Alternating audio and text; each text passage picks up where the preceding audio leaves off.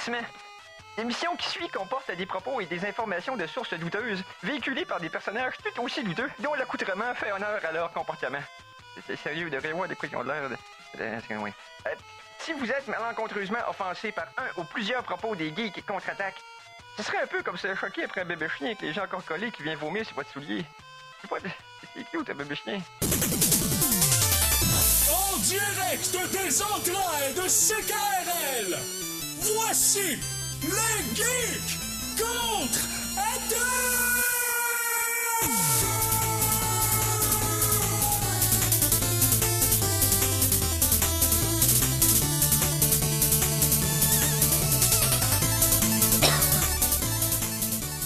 Oh, j'ai bien choisi mon moment. Samedi! Hein, c'est le timing. Il est ouvert juste au moment. Quel jour du mois de mai sommes-nous, Eric? Nous ne sommes aucun jour du mois de mai puisqu'on est au mois de septembre. Samedi, le 29 pour être précis. C'est notre dernière émission de septembre d'ailleurs. Après ça, on tombe en octobre. Yes. Le mois de l'Halloween. Assez Malade, out, assez out. Ah non, mais avoue que je sonnais menaçant. Hein? OK. Autant que Vincent Price, mais bon, peu importe. C'est pour ceux qui comprennent la référence. C'est le gars qui faisait qui a fait beaucoup de films de voix Dracula. dans Thriller. Ouais, puis le gars qui faisait les Dracula des années 60, qui avait une voix qui était tellement pas intimidante, puis il était tout le temps dans des films d'horreur. Mais il... Tu sais, il y avait comme... Ouais, c'est clair que c'était pas... Un dude de film d'horreur avec une voix de crooner. Ouais, c'est ça. Ouais. Faut pas faire vraiment trop peur au monde dans ce temps-là. Écoute, là, si tu disais à la radio qu'il y avait l'extraterrestre, le monde te croyait. Fait que je pense qu'il fallait qu'il y aille safe. Ouais. Je vais te démembrer. Et c'est là, ça fonctionne plus comme ça. Ça fait 3-4 ans qu'on dit qu'on protège l'humanité, puis personne nous donne de médaille. Personne ne croit. Non. Mais littéralement, on le fait. À une échelle ridiculement infime, mais on le fait. Hey, écoute. C'est pas un mensonge, c'est juste une grossière exagération. Donc, mon nom est Éric Lajoie. On va y aller avec l'intro, hein? Ah, ben oui. Tant qu'à déraper. Et j'ai ici en face de moi Conan Arsenault, salut. Hey, bonsoir, bonsoir. Et à la mise en onde, le très vêtu Mikey G. Salut, mister. No shirt, no shoes, no problem. Salut! Salut, mister. Je suis sûr qu'il y a beaucoup d'auditeurs et d'auditrices qui aimeraient partager la vue que moi et Eric on a présentement sur Mikey, parce que c'est... Ça dépend des goûts, je te Non, mais dirais. je suis sûr qu'il y a quand même un bon nombre de Oh, gens. bon. J'allais dire une phrase dans le sens un peu opposé, Hein? mais je pense que c'est la vérité quelque part entre les deux. Hein? C'est exactement. Comme, hey, en parlant de ça, les élections ce lundi. Pour apprécier les meilleures sources d'informations, vous devez vous exposer au pire. Voici la Geektualité. J'ai pas arrêté de dire des niaiseries, j'ai oublié de me sortir mes trucs, j'ai plein d'affaires à parler, moi, mais bon. Ouais. Hey, sais-tu pourquoi j'ai hâte à la fin des élections? Pas parce qu'il va y avoir des élections, que tu sais, c'est parce qu'enfin le monde sur Facebook va revenir à leur contenu normal de petite vie, parce que là, je suis plus capable. Je suis plus capable du signalement vertueux sur Facebook de tout part et de tout côté. Sacrez-nous patience avec votre maudite échelle de valeur sur Facebook, s'il vous plaît. Merci. Non. Et juste un petite vérification de réalité, un reality check. Personne. Tout le monde se fout pour qui vous votez. Ah en oui, passant. oh my god, oui. C'est pas grave. Ah. Regarde.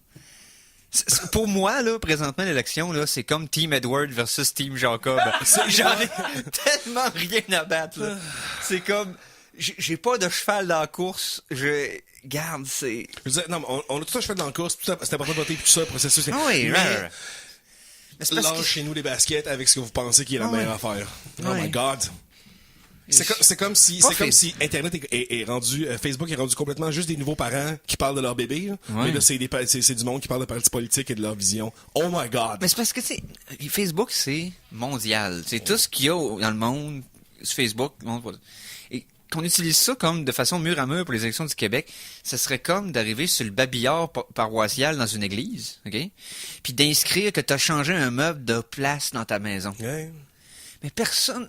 C'est tellement trivial puis petit comparé au scale du médium sur lequel tu exposes ton information que c'est comme... Je sais pas, je suis désintéressé de la politique, surtout depuis que c'est des enfants qui affondent de ce temps-ci. Là. J'ai hâte que les... C'est parce que j'ai hâte que les écrans de fumée disparaissent, que les adultes reprennent le contrôle, puis que... Ça arrivera pas, je pense. Non, hein. Non, je pense qu'on s'en va direct pour le Paradise. Je sais pas si c'est moi qui ai une vision bizarre, mais il me semble que quand j'étais très jeune, les politiciens me semblaient des adultes. Ouais, c'est ça, il était plus vieux, hein, il y avait pas comme... Mais écoute, c'est peut-être aussi semblait... on est rendu maintenant plus vieux que les politiciens. J'avais la perception qu'il y avait des intellectuels qui parlaient entre eux autres. Ouais. Oui, c'est ça. On mais- parle pas d'âge, là. En Non, termes non, c'est ça. non, c'est ça. D'adultes. C'est ça. J'avais comme le feeling d'avoir des adultes, entre guillemets, responsables, mais qui... Je sais pas. Il y avait un...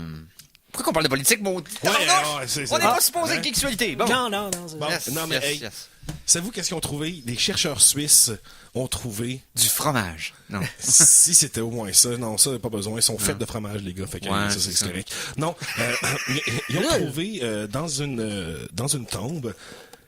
Là, on vient jouer sur les mots, là, mais moi j'aime bien ça. Mais le premier cyborg potentiellement de l'histoire humaine, qui daterait de là, 3... Ah! Yes! En tout cas, And Sabanhour. Datait de 3500 ans. Bon. Non, ça, c'est le premier 8 ans. Peu importe, continue. Bon, mettons que là, premier cyborg, là, tu sais, c'est parce que on s'entend que cyborg ici, c'est juste un être humain qui est augmenté de quelque chose qui n'est pas de son corps. ouais, c'est ça. Fait que tu sais, comme... ça prend N'importe pas qui grand- qui a une prothèse. C'est ça. Mais techniquement, j'appliquerais le terme cyborg aussi à quelque chose qui est intrinsèquement électronique. Tu comprends? Ou qui y a de l'informatique. Électronique, mais il y a- non, il y en a quasiment Technologique. pas. Ouais, mais non, mais la technologie, justement, la technologie. Le feu, c'est de la technologie. C'est ça, là, je prends la pierre, je l'aiguise, c'est de la technologie maintenant. Ok. J'ai transformé la nature en quelque chose, c'est maintenant la technologie, tu sais. Donc, ils ont trouvé une main en métal avec qui peut être aussi remplacée par une espèce de lame. Tu sais, c'était vraiment comme une espèce de chef. On imagine que c'était quelqu'un d'important Oui. qui avait quand même un haut statut parce qu'ils ont gardé la tombe. Donc, ils s'imaginent une espèce de chef avec la main de métal et le c'est Et comme- le spike comme dans Robocop. là, oui, pour, carrément pour connecter les ordinateurs. Le hacker spike. Ouais, c'est ça. D'ailleurs, oui. je sais pas ce que j'ai vu récemment, mais j'ai vu quelque chose récemment qui connectait avec un spike dans la main, puis c'est comme, oh my god, quelle belle référence à Robocop. Ouais, c'est ça. Il y avait quelqu'un qui avait fait effectivement une référence à ça. Je me rappelle, donc on en a parlé. Mais C'est dans quoi? mes souvenirs sont Ben, pas plus précis que ça. Voilà, ben, écoute. Hey, tu parles de la Suède. Hein? J'ai. Non, on parlait de Suisse. Ouais, là, C'est pas ah, grave. fuck. C'est à a- côté. Ça a 2 lettres en commun. OK, oui. c'est ça. Non, c'est une nouvelle qui a passé outre mon radar cet été, au mois de juin. Ça a sorti, c'est un ingénieur suédois qui a mis au point, parce que on sait tous que, bon, l'eau, quand on prend notre douche, non seulement on chie dans notre eau potable, mais on se lave avec. Fait que c'est beaucoup de gaspillage d'eau. Fallait juste y penser, c'est grâce à la NASA qui voulait une solution pour que les gens qui vont sur Mars puissent pas puer en arrivant là. Donc, comment prendre sa douche en dépensant le moins d'eau possible. Puis, ils ont inventé l'ingénieur suédois, avec un nom imprononçable que je ne risquerais pas à prononcer. Une douche à circuit fermé. Fallait juste y penser, là. Tu mets 3 litres d'eau dans ton réservoir de douche, puis... C'est terminé. Et c'est pas terminé, parce que il y a un certain processus de purification de cette eau-là qui va faire en sorte que le 3 litres va s'optimiser, mais quand l'eau n'est plus Viable. c'est ça, n'est plus viable, elle va sortir de la tank, elle va être remplacée par d'autres eaux. Mais il y a tout le temps Mais juste c'est- 3 litres d'eau dans Qui la se tank. promène au lieu d'aller puiser un constant flot Ouais, d'eau c'est ça, courante. ouais, c'est Ben, intéressant. ça pourrait Ah oui. réduire jusqu'à 90% Ben l'utilisation d'eau, parce que on dit c'est 10 litres d'eau par minute quand on prend notre douche ordinaire, Hey. une centaine de litres par douche, là, tu sais. C'est du Fait stock, que, là. ouais. C'est du stock. que Ben c'est pas oui, évidemment. Pourquoi pas? Ben, c'est vraiment hot, fallait juste y penser avant, là. Fallait juste comme... Ben oui, il aurait T'sais, fallu penser avant. Ça aurait dû être le premier modèle, en fait, tu sais. Tu sais, ça devrait déjà être sorti, ça. Ah oui. C'est insultant que quelqu'un y pense là puis il l'ait trouvé. Ouais, il faut, tu sais, hey, on va trouver une solution pour que les gens aillent dans l'espace, genre... on est déjà dans l'espace, dude. En tout cas. Ouais, on est tout est dans l'espace. Tout est dans l'espace. Bon, on continue. Fait que c'est ça. Non, je suis parti. Conan, je peux dessus. Vas-y. Asti. Excusez. Wow. C'est parce que. Non, c'est vraiment hot. C'est parce que là, vous allez comprendre. C'est parce que là, je m'apprête à supplanter le graphène. Oh, Hein? Oh, oui. Oh, oui. Ah, là, il n'y a pas de shirt, il n'y a pas de limite. Hein? Hein? Mike, Ouais, ça, ouais, tout enlevé, ok, là. ouais. C'est malade parce que je cherchais des nouvelles sur Son le graphène. filtre et de ses vêtements. Là. C'est comme Samson, là, avec ses cheveux. Ah, même affaire. Non, c'est ça. C'est parce que je cherchais des nouvelles sur le graphène ce matin, puis je suis tombé sur une nouvelle configuration du carbone qui va révolutionner parce que bon, on est déjà au courant des nanotubes ou des nanobilles de carbone qui sont une espèce de... merci Conan pour la photo. Les nanotubes et les nanobilles sont ce que j'ai en ce moment drette là. Non, c'est une genre de configuration du carbone qui est ça fait comme une... bon, c'est pas en 2 dimensions, ça veut dire que c'est positivement ridgé, tu comprends? Ok. Bon, il y a le graphène qui est neutre au niveau qui est vraiment en 2 dimensions. Et pour compléter le trio, il y a les cornes. Les cornes de carbone, c'est-à-dire que c'est Mais tout ça, des trous. c'est des affaires de carbone quand même. C'est tous des trucs en carbone qui vont révolutionner là, tout ce qui est électrique, tout ce qui est courant électrique. Dans le fond, sais-tu que cette structure-là fait que le graphène devient comme une espèce de super graphène? Là, Ben, ou, c'est que, en fait, ça vient juste complémenter les 2 autres structures de carbone qui sont très utilisées. Les nanotubes, les nanobilles, c'est très utilisé. Le graphène est en voie d'être très utilisé également parce que ça aide dans tout ce qui est électrique, les batteries. Hey, j'attends juste de me plonger tout ça. dans un bain de graphène pour vivre éternellement. Là. Ah, ben ça, c'est dans 2 semaines. Là. J'en connais qui se toucherait avec du graphène si on lui donnait l'opportunité. Crème, oui. Ouais, puis je vous ai entendu, hein, c'est pas parce que j'étais pas là cette émission-là quand vous m'avez mentionné que je me toucherais avec du graphène que j'ai pas entendu. J'entends tout. Mais bref, ça s'appelle ce matériau-là, ça s'appelle le Schwarzite. Je sais pas pourquoi. C'est des petits Schwarzenegger. Ouais, c'est probablement ça. Non, c'est Schwarzite, mais la version de la force dans Spaceball. C'est plus, c'est plus ça que j'ai pensé la première fois que je l'ai vu. Bref, Schwarzite, la nouvelle structure de carbone qui, au Japon, est en train, parce qu'ils ne savaient pas comment la produire, et ils commencent à savoir comment le produire en l'infusant dans une espèce de roche qui s'appelle la zéolite. Bon, Okay. ils infusent du carbone dans de la zéolite, ils enlèvent le zéolite, et ce qui reste, c'est des espèces de trous de carbone, comme des moules à carbone, Ouais. et Okay. c'est ça la Schwarzite. Wow. Alors voilà. Wow! Ouais, tu viens de gaspiller une belle chronique science. Là, ce qu'on va faire, Ouais. on va y aller à la musique à ce moment-là. Ben, on peut faire ça. Ben, on fait ça certain. La chanson de la semaine! En plus, tu l'aimes full, ton thème de science. Ouais, je sais T'aurais pas. pu le Je les plugger. aime tous mes thèmes, mais bon. Là, Ouais. j'étais parti. Ouais, j'ai vu ça. Ouais. J'ai vu ça. Ouais, ok, donc, première pièce musicale. Et là, j'ai trouvé ça, ça m'a surpris. Sur le site d'Overclock Remix cette semaine est sorti un remix d'un jeu que ça faisait 17 ans que personne n'avait posté de projet. Oh. On parle ici d'un jeu de PC qui est extrêmement populaire, que probablement vous avez joué à un moment ou à un autre de votre vie. Diablo 2. Ah ben oui. Je me souviens encore que j'avais peur au Butcher. Je me souviens encore. Ah, c'est dans un? Non, c'est dans un, le Butcher. Je pense que oui. Oui, c'est dans un. Dans le 2... Dans le 2, c'est les vaches, non? Ça? Il y a des Ben, vaches il y a- dans le il y a- deux. ouais, il y a les vaches dans le 2, oui. Mais Ouais. je me souviens que j'ai joué beaucoup au 2. Ah oui. On pouvait dupliquer les objets en cliquant pis tout. Ouais. Diablo 2, donc. Trame sonore qui est un peu comme mésestimé dans le sens que c'est pas quelque chose qui était très présent dans l'expérience du jeu, mais c'était tout de même là, puis avec le nombre d'heures que certaines personnes ont passé, ces chansons-là sont quand même imprimées dans leur tête à tout jamais. Et je vais y aller avec la pièce qui s'appelle Docks dans le jeu, ok? Donc, qui se passe dans OK. Et on y va avec le remixeur Platoniste, que j'ai déjà fait jouer à quelques reprises ici au Geek Contre-Attaque. Cette fois-ci, la pièce s'appelle Children of Zakarum. Donc, tiré de Diablo 2, on écoute ça au Geek Contre-Attaque.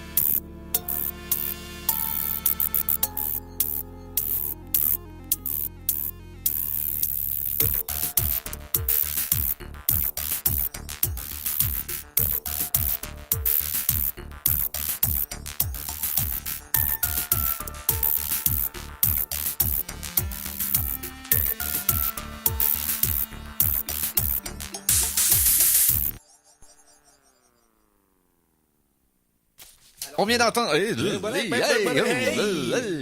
On vient d'entendre Children of Zakarum de Platoniste. C'est tiré du jeu Diablo 2. Et c'est disponible sur le site overclockremix.org. Parce que t'as toujours un petit creux. Les Geeks Contre-Attaque sont fiers de te présenter leur soupe minestrone pour le cerveau. Chronique en vrac! Tu parlais des Japonais tantôt, Mikey. On va rester au Japon pour une petite nouvelle. Hein? Ouais. Attends. Eh ben oui, Chronique Japon. Non, parce qu'il faut que tu te rendes... On a une chronique nippone. Ça fait des années qu'on s'en est pas servi. Fait que... Hey, Mikey, come on. Pendant ce temps, au Japon...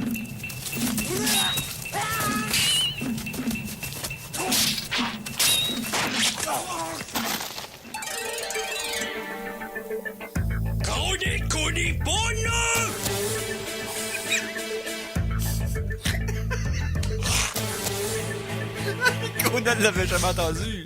Non.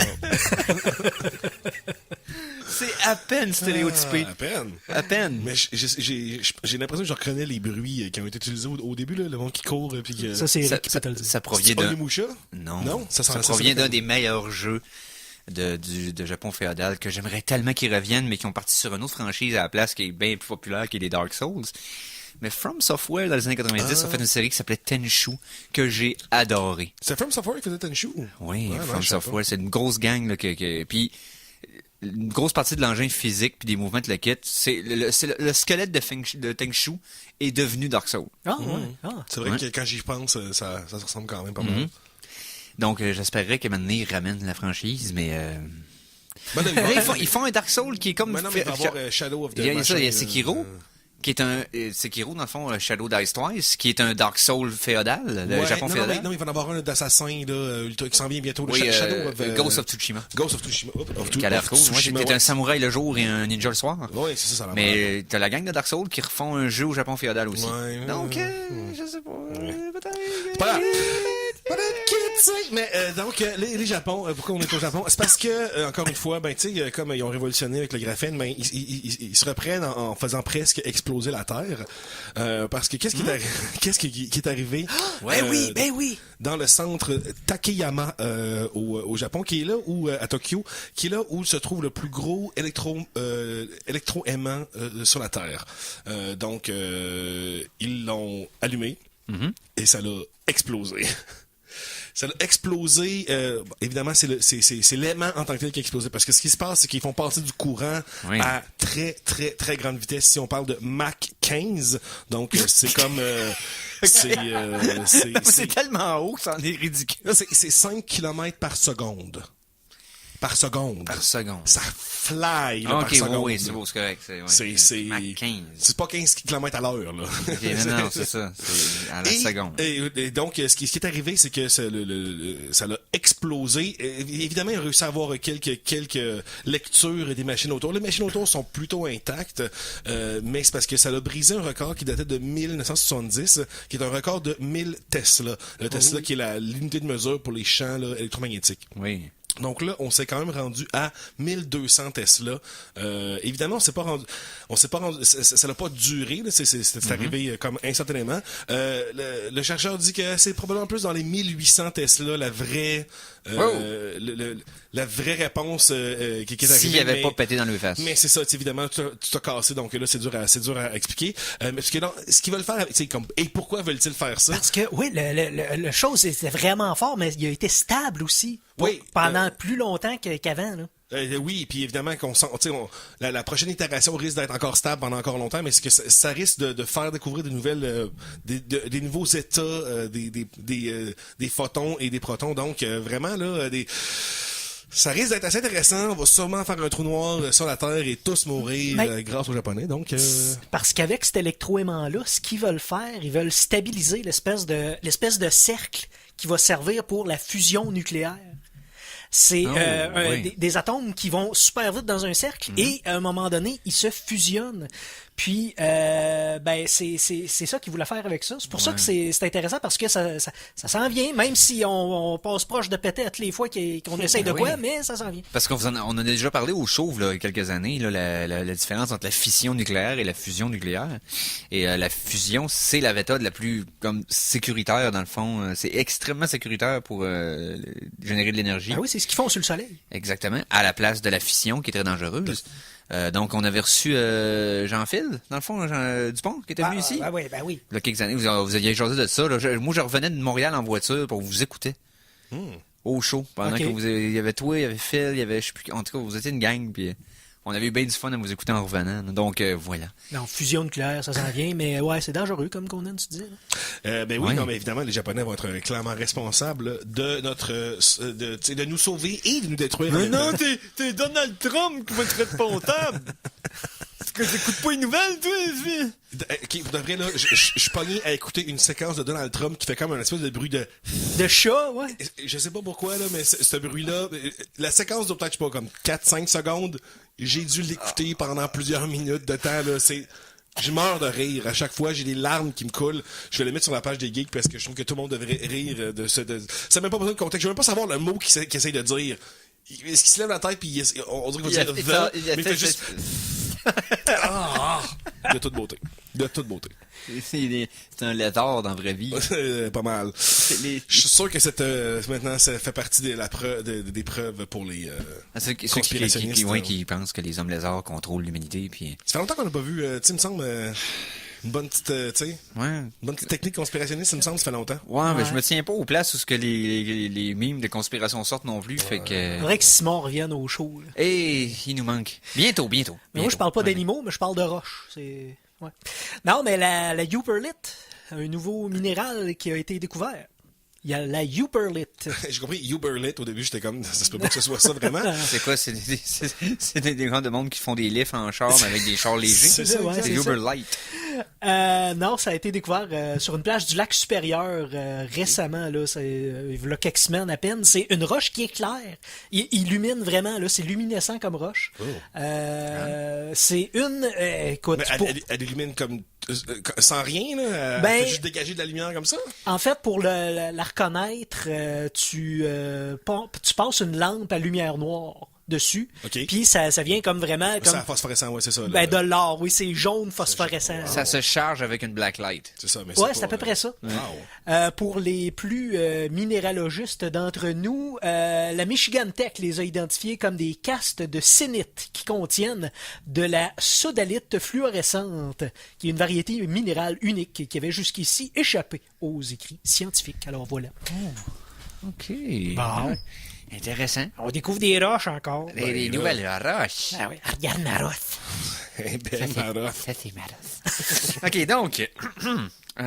suffit, là. Hey, d'ailleurs, Yves Pelletier a annoncé sur son Facebook qu'il était présentement en projet d'écriture pour un film de Red Ketchup. Une nouvelle qui m'a complètement excité. What? Oui. Donc, évidemment, on est encore loin du film, mais Yves Pelletier, là, il me semble qu'aux dernières nouvelles, c'était officiel qu'il avait été comme...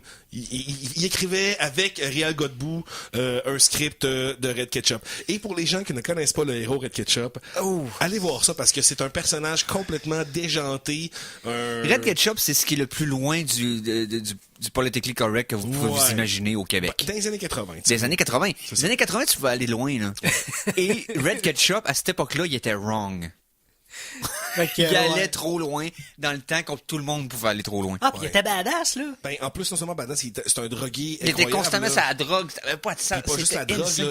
Il mange pas, il fait juste prendre des ingrédients chimiques, là. S'il y a pas rien à manger, il va prendre l'eau de Javel, puis je me souvenais plus de ce lore, là. Des produits nettoyants, puis il est complètement... C'est un monstre. C'est un agent du FBI. On a fait de même. Qui t'envoie sur plein de jobs, puis il croise le héros que... C'était des BD qu'il y avait de façon récurrente dans les magazines Crow, à l'époque. Ouais. Et c'était d'une violence et d'une nudité et d'une absurdité extraordinaire. C'était complètement over the top, mais c'était vraiment hypnotisant. La qualité artistique, les shows des dessins étaient vraiment comme à capter l'œil. Ouais. Mais c'est les extrêmes à lesquels cette BD-là allait, Vraiment, là. Puis, même pour l'époque, c'était surprenant. Ce qui est drôle, c'est quand on voit une photo un dessin de Red Ketchup, il y a comme la même coupe de cheveux qu'un Michael Moore, dans le sens que, tu sais, il y a la coupe de cheveux qui maintenant est revenue comme sa coupe de cheveux, elle passe aussi bien maintenant, là, que dans le temps, c'est souvent ce qui est pas le cas des coupes de cheveux des années 80, c'est souvent... Yves B. Pelletier qui fait... Ouais. Donc, vraiment, moi, quand Red j'ai su Ketchup, ça, wow. ça a été une super belle nouvelle. J'étais bien content parce que ça, c'est vraiment un des héros qu'on a dans notre petit univers de BD québécoise que pas assez de monde connaisse, puis... Judge Dredd, c'est mauviette comparé à Red Ketchup. Oui, oui, oui. C'est extrême à ce point-là. Là. Ça serait un très bon face-off. Non, puis si ils sont wise puis qu'ils font ça en animation, OK? Parce que je sais pas si tu fais ça en vrai film. Ben, ça prend le casting. Moi, j'aimerais ça en vrai film, mais ça prend le bon casting, ça prend bon, tu sais, ça prend le... Est-ce qu'au Québec, on est capable d'avoir la qualité de production nécessaire pour mettre ça à l'écran de façon fidèle? OK. C'est parce qu'il serait pas bon pour jouer ça, Rémi Girard. Emmanuel Bilodeau pourrait le faire, mais il faudrait qu'il devienne super, plus musclé. Ouais, parce musclé qu'il est à trop, côté. Ben, c'est parce que, tu sais, faudrait essayer une qualité de cinématographie à la... Mettons, un peu comme les films, un peu comme de série B qu'on voit depuis quelques années ressortir d'ultra-violence, mais avec un style stylisé. Un look stylisé qui est très, très, très poussé, très, très, très, très bien apporté à l'écran. Le seul souvenir récent canadien que j'ai vu d'un film qui serait dans ce genre-là, ce serait Hobo et le Shotgun. Ah, c'était canadien? C'est un film canadien, Okay. effectivement. Et lui, il allait loin dans sa... Il y a Turbo Kid, qui était quand même... Ouais, c'est vrai que Turbo Kid, Puis là, faut que tu sois dans ce genre-là, avec Red Ketchup, là. Ouais. C'est pas moindre. Non, faut que ce soit extrême. Là, C'est comme ça, film, c'est sûr, ça, là. exactement. Ah, j'ai confiance en Yves P. Pelletier pour maintenir le ton, puis... Oui. oui. Et en espérant qu'il fasse comme la BD, c'est-à-dire qu'il ne localise pas Red Ketchup. Red Ketchup, elle n'est pas une BD québécoise, ça se passait pas au Non, Québec. c'est ça se passe. C'était international. C'est un ça. genre de Oui, James oui, oui. Bond pour les fous plein de drogue puis de feu. Tu sais, c'était non, mais c'était ça, là, c'était comme intense. Parce que tu traduis ça en anglais, là, ou tu le tournes pour que ce soit plus neutre. Traduit, ça pourrait pogner partout, ça. Ah oui. Parce que c'est le genre de super-héros morally wrong qui serait super en mode. Le monde ferait comme, mais voyons donc, c'est qui sort, ce Moses-là? Faut juste pas que ce soit genre Xavier Dolan qui réalise le film, ça va être correct. Je sais pas pourquoi j'ai fait un shout-out aussi. Je sais pas pourquoi j'ai... Chut, tu sais entendre? C'est comme la fin de notre discussion qui est arrivée. Comme, tac, ça a comme complètement brisé tous les arguments que je voulais faire. Bon, ben ça y est, c'est ça. Ensuite, Ensuite, la pub? Oui. OK, on va faire une petite Ben pub. oui. Ben c'est ça, c'était la fin de... Ça a Man. tout. Xavier Dolan arrête tout en deux. Xavier Dolan. Attention, ici c'est François Pérusse et ce que vous écoutez en ce moment, c'est les Geeks contre-attaque. Fait que, watch out. À CKRL 89,1.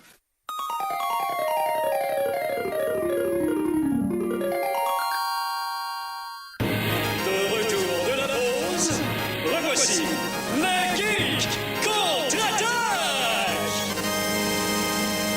Et nous sommes de retour pour la deuxième demi-heure des Geeks contre-attaque en ce samedi, le 29 septembre 2018. Ouais.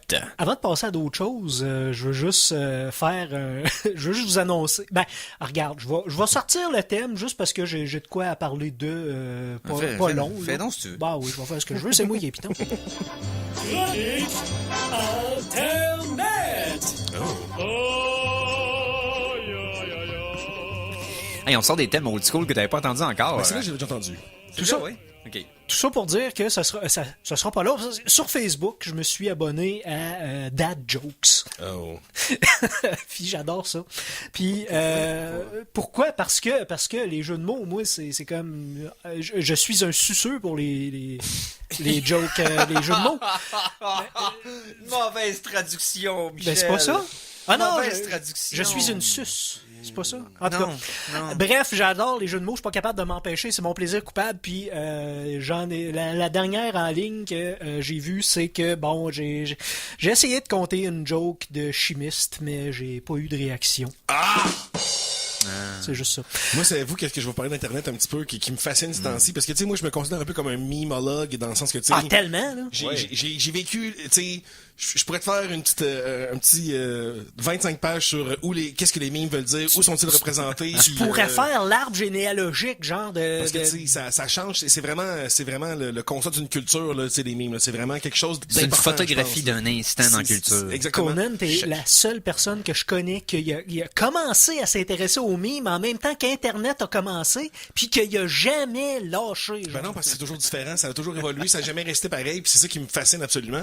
Puis, tu sais, comme, juste prendre un exemple, tu sais, Tout le temps, tout le monde est assez, mettons, au courant du Success Kid, là, le petit bébé qui fait une Oui. sorte de face de... Yes. Bon, ben, ce petit gars-là, il est comme rendu à genre 18 ans maintenant, là. Oui. Tu sais, c'est un adulte, puis là, les memes sont rendus vraiment... Si quelqu'un te sort cette photo-là, comme, regarde ce meme-là, ça t'informe exactement sur où il est rendu où, lui, dans son développement, tu sais, Oui. dans sa progression de la culture Internet.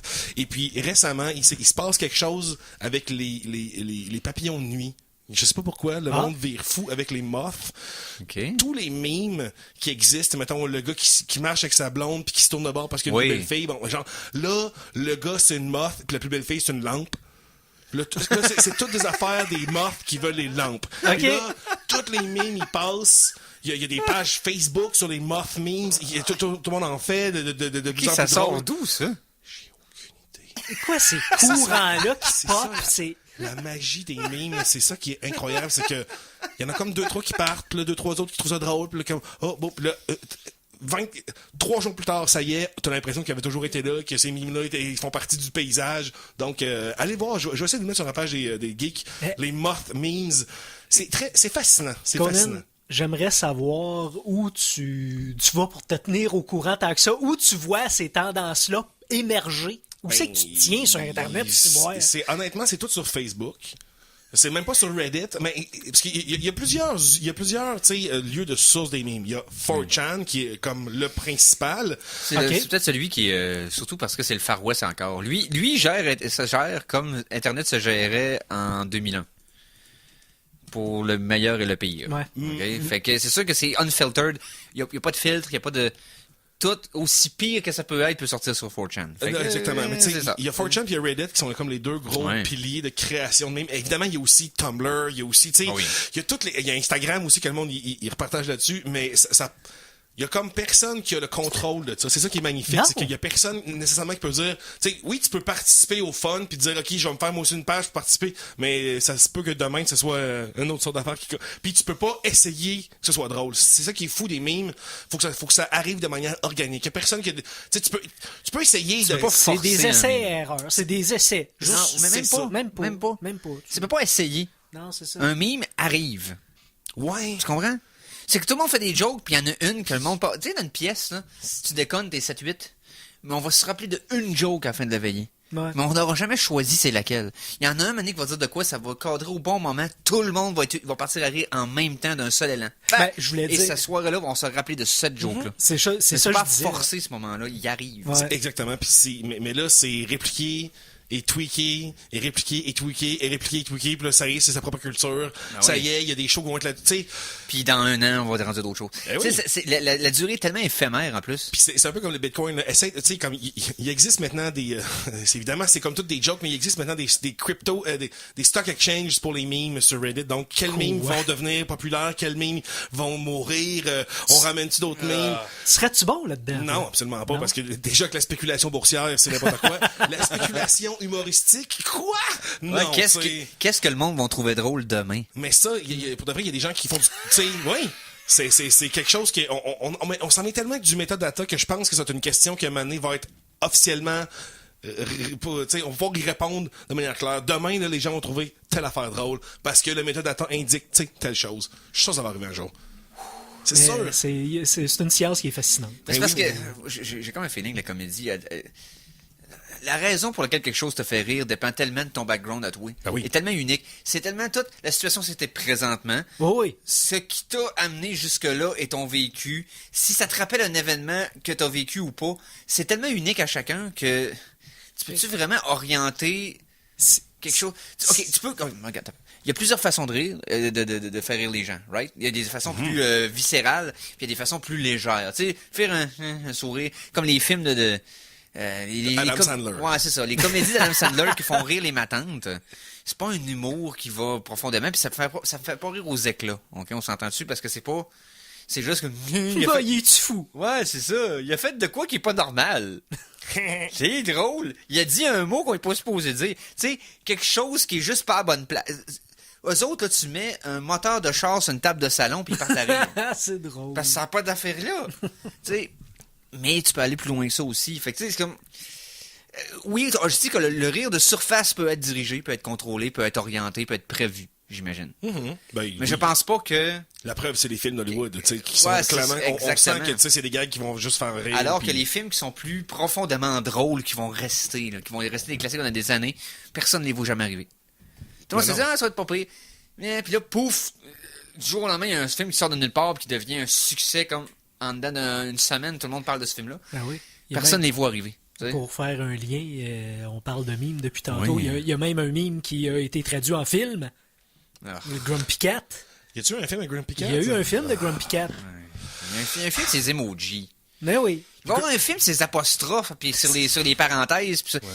C'est punctuation de movie. On est, Hey, on mais est quasiment Emoji, rendu c'est vrai, j'avais oublié que le film Emoji avait... Ouais, wow. Mais... Ouais. C'est tough, hein? Je sais pas s'il va en Mais- avoir mais- un 2. Mais ça, c'est le parfait exemple de, tu sais, qu'est-ce que la culture des mimes comparée à, tu sais, la vraie culture des mimes, c'est quoi? La preuve que tu peux pas mettre ça trop commercial des mimes, même si tout le monde le partage, même si 1 million de gens partagent la même image, tu peux pas avoir un exécutif à Sony qui va dire, ouais, ok, on va prendre ça et on va la mettre dans un contexte. Non, parce que c'est un inside joke qui dure un certain nombre de temps à l'intérieur d'un groupe X qui était tous à la même place au même moment pendant un certain nombre de temps. Tout le monde. Ou en fait qu'il y a le même référent culturel pour, tu sais, apprécier la Oui, joke, là. exactement. Parce que souvent, c'est ça qui fait que quelqu'un comprend pas la joke, c'est qu'il comprend pas les enjeux, le contexte. Tu sais, tu montres une image comme, ouais, ok, c'est Bruce Lee avec, je sais pas, la tête de... D'un dauphin. mettons. Ouais, exactement. Là, comme tout. Tu le sais parce que ça fait référence à telle affaire qui fait. Parce que le gars avait dit ça, puis là, il a mis l'image, puis tout le monde est passé à rire, puis on a commencé à faire des jokes là-dessus. Des fois, il faut que j'explique comme 6-7 niveaux de oui. lore internet à quelqu'un pour qu'il comprenne une joke, tu sais, comme qu'il juste regarde cette image-là, puis il est comme, ah, ok, là, il comprend, mais sinon, fait que, Non, puis je te dirais que la culture populaire, la culture d'Internet, d'avoir une bonne culture générale sur Internet, de savoir un peu qu'est-ce qui a été, tu sais, d'être historien Internet un peu, c'est inutile dans la vie de tous les jours, mais c'est utile sur Internet, là. Exact. C'est awesome, tu comprends tout, puis tu peux Exact. communiquer avec tout le monde. et c'est Au très milieu- cringe quand les deux univers Puis aux minutes qu'un écran se ferme, puis tu te ramasses à parler à quelqu'un de vraie vie, quelqu'un amène un meme en vraie vie, ça me fait malaise. ou dit lol ouvertement. Mais, non, tu peux dire là de manière ironique. Tu sais, comme, il y a toujours moyen de faire passer ça, mais non, je veux dire. Mais je veux dire, qu'utilise Ouais, cette culture-là non, à l'extérieur de ça. à l'extérieur de non, ça en non. essayant de la rendre legit. Non. J'ai de la misère. Oh my god. Ah. LOL. Ah. OMG. MDR. Oh my god, hein. Si quelqu'un dit ça, je me sens mal. La situation n'est même pas arrivée. Mais non. En tout cas, TBH, je connais pas tous les détails de cette nouvelle-là. TBH. GTBH. On peut faire changer les choses. On peut Oui. faire changer le monde pour le mieux. Et un des sites les meilleurs pour ça, c'est change.org, où il y a plein de pétitions pour faire changer les choses. Une de ces pétitions-là a plus de 2100 signatures. Et c'est pour faire Sony qui fasse un Emoji Movie 2. Écoute, moi je suis down pour ça. Il y a moyen de faire un bon film avec le concept des emojis. Garanti. Garanti, ça peut pas être pire que ça. En tout cas. Alors, on va en musique! Oui, très bonne idée. Et ça va être de Emoji, la soundtrack. Non! Non! La chanson de la semaine 2! Chanson de la semaine numéro 2. Et là, j'y étais avec un... Autant que ça a été un cover. En français, on dit quoi déjà? Une reprise. Une reprise d'une chanson de jeu vidéo pour la première chanson de la semaine. Cette fois-ci, je vois qu'un original. Donc, de la trame sonore d'un jeu que, encore une fois, je vais continuer de défendre jusqu'à ce que je l'oublie. Chrono Cross. Qui, bien des gens pensent qu'il était vastement inférieur à Chrono Trigger, ce qui est faux. Il n'est pas vastement inférieur à Chrono Trigger, c'est pas vrai. Il est moins mémorable, mais c'est un excellent RPG et la trame narrative est beaucoup plus intéressante parce que le personnage n'est pas qu'un protagoniste flat qui fait exprès de parler de personnalité pour que tu puisses te mettre à sa place. L'aphasie des personnages principaux des jeux vidéo est une maladie grave. Ben c'est ça. Ben Square Enix était fort là-dedans. Ah, ben oui. C'est de les mettre les plus génériques possibles pour que tu puisses te mettre te transposer à sa place. Ouais, non, j'arrête pas de crocher le micro avec mes mains. Bref. Chrono Cross. Donc, trame sonore de Yasunori Mitsuda, qui est devenu alors on se parle, le remplaçant officiel dans la série des Final Fantasy, c'est lui qui avait remplacé Nobuo Uematsu à partir du 9. Les deux avaient comme partagé une partie de la trame sonore ensemble. Après ça, il est devenu le main guy. Pendant un certain temps, je me rappelle plus c'est qui cette heure, là, mais ça l'a changé. Là. Je suis pas à jour. Donc, Yasunori Mitsuda, Chrono Cross, on va y aller avec Time Scar. Et ça, c'est la pièce qui a un peu toutes les pièces dedans. C'est le thème d'introduction, la cutscene de départ du jeu qui te donne un peu l'aperçu de ce que ça va être. Et ça me replonge tout le temps dans un petit élan de nostalgie le fun. Puis il y en a pour tout le monde là-dedans. Donc, Time Scar de Yasunori Mitsuda de Chrono Cross au Geek contre-attaque.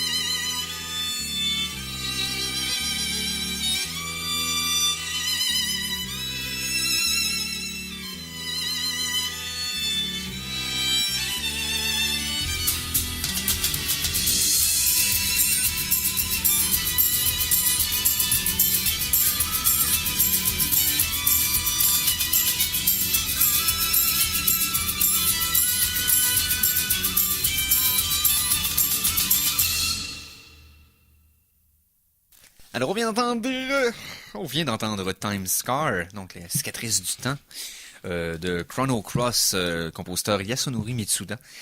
D'un jeu qui m'amène encore des petits élans de nostalgie. Je me souviens de la cutscene presque image par image. J'ai beaucoup apprécié ce jeu-là. Il y a tombé une période de ma vie où c'est que j'étais dans une solitude forcée. Les événements avaient fait en sorte que les chums occupés, des projets qui changeaient, je venais de déménager. Tu te ramasses seul pendant une couple de mois, que faut que tu apprennes à connaître la place où tu habites, puis tout ça, te débrouiller, puis tout. Puis c'était mon premier appartement seul. La première fois que j'ai habité seul. Okay. Pas avec un coloc, pas avec... Seul. Et ça a été ce jeu-là était comme là. J'étais rendu à lui à jouer. Puis ça me replonge dans cette époque-là chaque fois que j'ai soit des images ou de la musique de ce jeu-là. J'adore la trame sonore de ce jeu-là. Donc, hey, Chrono Cross, je suis sûr qu'il est encore bon, mais bon. Il y a plein de monde qui l'ont pas aimé parce que le système de combat t'es dur à comprendre en 5 minutes. Mais t'es 10 minutes puis il est correct. Ah, tabarnouche. C'était peut-être des éléments, c'était bizarre, mais une fois que tu catches le principe, c'est facile. J'ai encore un petit peu d'amertume envers les Chrono Cross haters, je sais pas pourquoi. Donc! Ils sont tous morts, Eric, ils sont tous morts. Ah, pas donc. Je viens de me rendre compte que c'est insultant pour moi. Ils ont été détruits par Lavos.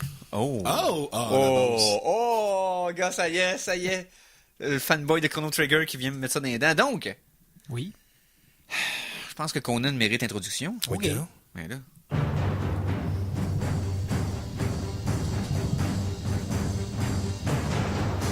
Après Conan le barbare, Conan le destructeur et Conan le bibliothécaire, voici Conan la sonore. Bon, ben, je hijack ta chronique pendant 4 secondes. Vas-y, mon homme. On n'en a pas parlé, on l'a juste posté sur la page des geeks. Vous avez-tu vu la bande-annonce de Bumblebee? Ah, ouais?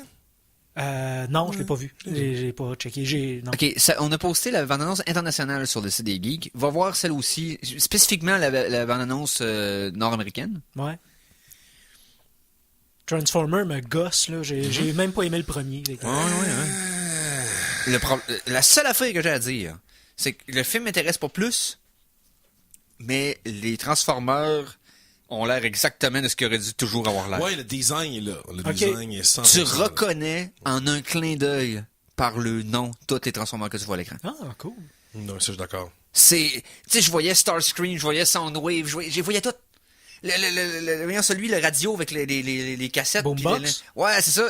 Tout là. Sont toutes là. Ouais, Ah non, ils c'est ressemblent Soundwave, vraiment à ça. Puis ils se ressemblent, c'est eux autres. Puis quand ils sont en robot, tu vois les morceaux de véhicules qui font en sorte que...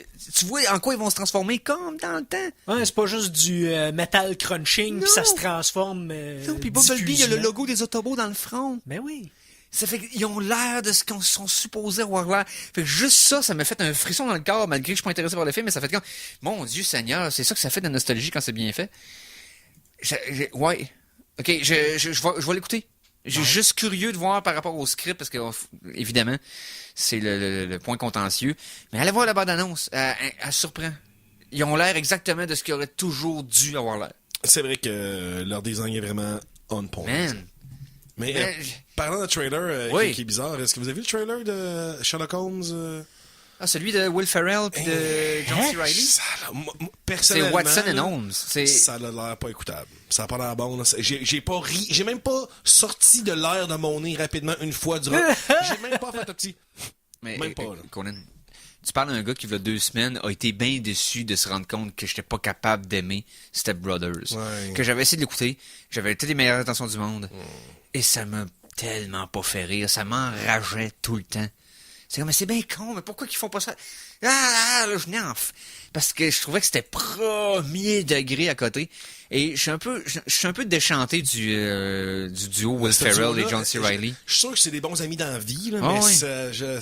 C'était solide dans Talladega Nights. Ouais, c'est vrai qu'il est là-dedans, il est excellent. Mais... Écoute, là, tu sais, c'est ça, Holmes et Watson. Faites le tour. 9.4 up-like et 1.6 000 dislike. Donc, le ratio dislike est quand même assez tight, là. On n'est pas... Wow. Ouais, le monde n'aime Okay. pas trop ce trailer, mais vraiment, là... J'ai pas... tu sais, Will Ferrell, moi, ça me prend pas grand-chose parce que je le trouve drôle. Je l'aime pas particulièrement, mais tu sais, il réussit à me... Oui, à me faire il a rire. fait des chefs-d'œuvre de comédie. Mais là, sa face pis tout. Pis Elf est extraordinaire. Ouais. J'aime Ah oui, pas ben oui. les films de Noël, j'adore elle. Non, Elf, j'ai hâte de le réécouter après Halloween. C'est rendu un classique de Noël. Oui, clairement. C'est malade. Mais- Puis écoute, il y en a tellement. Puis New Roxbury, Anchorman, Ah, il y en a tellement. il a fait tellement de Mais bonnes affaires. c'est ça, sauf que... Tu rendu trop vieux pour ça? Peut-être. Mais il aurait pu... Tu sais, je veux dire... Encore là, Nielsen t'es pas trop vieux pour ça, Leslie Nielsen. Il aurait fallu là, que dans Holmes et Watson, que les méchants, ce soit Benedict Cumberbatch puis Robert Downey Jr. Ça aurait été brillant. Que tu casses les deux qui ont joué Sherlock Holmes dans d'autres projets pour T'sais, faire d'autres personnages. Ça aurait été hein. trop hot, là. Ça aurait dû être ça, mais non, ils font pas ça. Puis c'est comme plein de... Je pense que ce film, ça va être un gros rôle là-dedans. Ok, c'est le format comédie un peu niaiseuse. Ah, carrément. Ok. Parce que Will Ferrell, il a un talent d'acteur. Là. Ah, oui, il est bon acteur, là. C'est dramatique, là. Je c'est me quelqu'un- rappelle avec nostalgie de Stranger Than Fiction. J'allais dire le même film. C'est full bon, ce film-là. oui. Super bon. En tout cas, Bon. Fait qu'on parle des films que j'ai vus que t'as pas vus. Oui. Un film que je pensais que, tu sais, j'ai commencé à l'écouter puis j'ai arrêté parce que c'était trop plate. Distorted, avec Christina Ricci, film de 2018. Christina Ricci en blonde, d'ailleurs, qui le fait pas du tout. Christina Ricci qui est une nouvelle dans son appartement, elle voit peut-être des choses ou peut-être pas. Et c'est éclairé comme une pub de médicaments, tu sais, comme c'est super blasté tout le temps. Wow. C'est sans vision, ce film-là est clairement un paycheck pour les personnes impliquées dedans. On a arrêté le film à peut-être 15 minutes parce qu'on était tannés pour écouter un film que j'étais pas sûr non plus, mais dans ma liste des films d'horreur de 2018 qui était underrated, ce film-là était sorti. Et c'est le dernier Hellraiser Judgment. ça vient juste de sortir, ça? Ouais, 2018. Je sais pas quand en 2018, là, mais c'est un film de l'année. Oh, mais explique-moi pourquoi je devrais l'écouter dans ma semaine d'Halloween. Écoute, moi, ce film-là, ce que j'ai aimé, là, c'est que, tu sais, premièrement, Hellraiser, c'est le film qui m'a fait connaître le Alan Smithy, le nom de Alan Smithy. Là, parce que le Hellraiser dans l'espace, il est réalisé par Alan Smithy, qui est le pseudonyme emprunté pour les réalisateurs qui ne veulent pas dire leur nom. Ouais, qui veulent pas être attachés à un projet, mais qui l'ont fait. Ça fait qu'ils ont le droit de changer le nom pour Alan Smithy. OK. Exact. Et aussi, l'acteur qui faisait Pinhead est mort, me semble, une couple d'années. Donc, tu sais, c'est sûr que la franchise, elle a plus très bien. Ben, elle a plus très bien après le premier. Et je pense que oui. C'est mon avis, là, c'était boiteux, cette franchise-là. C'était... Ouais. Mais donc, Hellraiser, moi, ce que j'ai aimé de ce film-là, c'est que on entre vraiment dans la minutie de la bureaucratie démoniaque. Tu sais, on commence avec un personnage dans une salle qui est attaché, puis il y a comme un gars freak devant lui avec des coupures d'en face, des lunettes, un peu de soudeur, qui prend des notes puis il dit ben OK, comment tu te sens après cette torture là, tu sais, puis parce que tu sais t'as fait je me sais plus qu'est-ce qu'il dit qu'il a fait là, parce que t'as violé telle petite fille, fait que là tu sais t'es ici, tu sais le gars demande what on earth is this place et la réponse c'est comme it isn't. Ouais, c'est ça. Tu sais c'est comme mais il y a des bonnes lignes de dialogue, des fois j'étais comme hey! Hey! C'est un bon exemple de comment, tu sais. Puis donc, on est très dans la démocratie démoniaque. Donc, tu sais, il pogne des... Bureaucratie. Bureaucratie démoniaque. Je pense pas que Lucifer va starter une démocratie demain matin. J'ai fait un feeling qu'il y a une monarchie installée. Et puis, on suit, parce que aussi, dans le fond, cette place-là est quand même à l'intérieur d'un vrai building, même si dans la place en tant que telle, ils sont comme en dehors du temps et de l'espace, mais tu sais, il y a quand même un endroit physique pour rentrer dans cet environnement-là. Ben oui. Et il y a un policier, une policière qui découvre cette place-là parce qu'il y a comme plein de monde qui rentre puis qui ressort jamais. Ils finissent par se faire pogner par les démons. Puis une fois, c'est Cénobite qui s'appelle dans l'univers de Clive Barker. Et puis c'est quoi pourquoi ça existe des Cénobites? C'est quoi leur but dans la vie? C'est des démons là qui vont faire payer tes péchés, là, dépendant de ce que t'as fait. Okay. Ils ont des looks assez explosés d'habitude. Des démons attitrés à la torture, des pêcheurs. C'est ça, exact. Okay. Et puis parce que Pinhead c'est comme le chef, lui c'est comme celui que tu sais.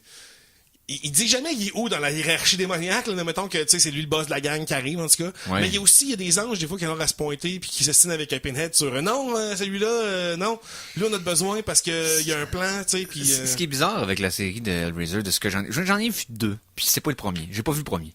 Je vous le dis là, je vais l'écouter dans ma semaine qui va venir amener vers l'Halloween cette année. J'ai pas vu le premier, j'ai vu je pense le 3 et le 4, en affaire de main. Puis c'est un genre de mythologie par-dessus la mythologie existante des démons, mais qui gère aussi avec des horreurs à l'échelle cosmique. C'est bizarre. OK? Hellraiser, c'est comme pogner quelque chose de bon dans Cthulhu, dans l'enfer de Dante, dans toutes sortes d'affaires, puis de faire un melting pot avec ça, puis de créer une mythologie par-dessus. OK. Il y en a 10, ça, techniquement, c'est le 10e. C'est le 10e, techniquement. Mais le dernier date quand même de 2011. Ouais. Donc, ça fait quand même un bon bout de temps. Mais c'est ça, parce que je me souvenir à travers tous les Hellraiser, il y a le cube, qui est comme l'espèce de petit cube de bois qui contient tous les désirs et tout ce que les humains veulent. Puis dans le fond, c'est ça. C'est comme la boîte de Pandore. Mais carrément. Mais c'est centré là-dessus, le film. Mais comme non, parce que cette affaire-là, c'est plus au goût du jour. Tu sais, les humains, ils ont des écrans à cette heure, un petit cube qui tourne, tu sais, ça impressionne plus personne. Donc là, faut qu'on trouve les nouveaux triggers des humains. C'est ça. Okay. C'est des démons qui veulent étudier les humains pour le nouveau trigger, pour la nouvelle version du cube. OK. Ouais. Intéressant. Mais non, tu sais, j'étais comme, hey, c'est pas... OK, ben, il y avait rien à perdre. Non, ça me fait pas. Il fallait, mettons, un petit peu ou aller un peu plus en arrière un peu à la Cabin in the Woods, prendre un style qui est brûlé complètement puis dire, regarde, on va s'amuser avec, tu sais. J'avoue que, tu sais, ça ressemble d'une réunion, d'un brainstorm dans la salle des scripteurs, genre, les gens, ils trigonent rompus, là, le cube, là, mais qu'est-ce qu'on va faire à la place? Ça fait discussion. On va faire le film là-dessus, man! Ou ça fait discussion de deux nerds de Star Trek qui s'astinent sur le fonctionnement réel d'une des particularités de tel vaisseau versus tel autre, là. Tu sais, genre que, tu sauras que tel vaisseau, là, en 1983, il avait spécifié, OK, dans tel épisode, que telle chose arrive. Tu sais, il y en a qui sont très, très, très, très pointilleux sur certains détails. Puis j'ai l'impression que c'est le genre de discussion de nerd-là qui est devenu un film. C'est toujours plaisant. Mais, OK, tu me l'as vendu. Je vais le checker. Attendez-vous pas là, à quelque chose de, tu sais... Non, mais je vais écouter révolutionnaire. Mais... je l'écouterai pas pendant l'Halloween, je vais l'écouter peut-être après, mais je veux m'imbiber comme faut, de me rappeler le lore comme du monde. Puis j'ai pas vu le premier. Écoute, si je l'ai vu, je m'en rappelle pas. J'ai disparu complètement de ma mémoire, mais il me semble pas. Ouais, ah oui. Non, je regarde des quotes là, du film, ça me rappelle comme. Ouais, c'est vrai que c'est le script qui quand même qui fait que ce qu'ils disent est creepy assez, puis assez, tu sais, fait appel à de la lore, que t'es comme je comprends pas tout ce qu'ils disent là, mais. On voit un peu de bureaucratie démoniaque dans la série Supernatural. Ah ouais? Oui. C'est exploité. Après 13-14 saisons, de moment donné, t'exploites tout ce que tu peux. Beetlejuice aussi est un bon exemple de bureaucratie. Sinon, dans Preacher, on en voit dans la dernière saison. La dernière saison de Preacher est la 3e saison est vraiment bonne. Okay. Bon, sans transition, parlant de bureaucratie démoniaque, n'oubliez pas de voter lundi. Donc, on va aller en pause. Et on va revenir après pour la 3e demi-heure. On va probablement parler un peu d'un certain challenge. Oui, le challenge cinématographique. Comment ça s'appelle? Ah, d'accord. Alors attention, ici c'est François Pérusse. Et ce que vous écoutez en ce moment, c'est les Geeks contre-attaque. Fait que, watch out. À CKRL 89,1. De retour de la pause, revoici les Geeks contre-attaque!